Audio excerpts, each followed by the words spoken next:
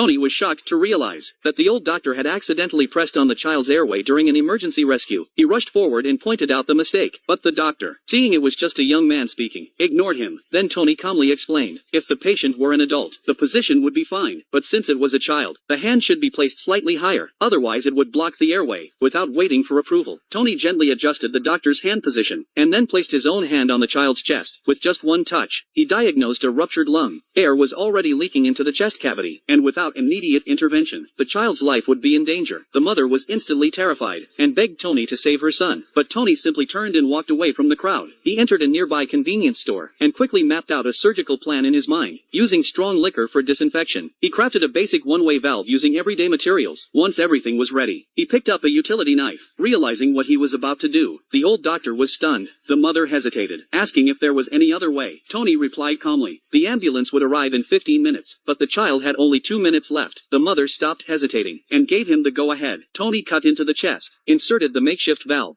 and within seconds, the trapped air began to release. Tony finally exhaled in relief. The old doctor, who had witnessed the entire process, was stunned. He immediately realized Tony was a true genius. He used all his connections to try and recruit Tony to his hospital. What he didn't know was that Tony was already on his way to interview there that day, but because Tony arrived 10 minutes late, the department head dismissed him on the spot, saying their hospital didn't need doctors who couldn't manage time, then turned around and left. Tony didn't give up, and continued introducing himself. But when the head learned Tony had autism, he returned, not to give him a chance, but to mock him, saying someone who couldn't even hold a normal conversation.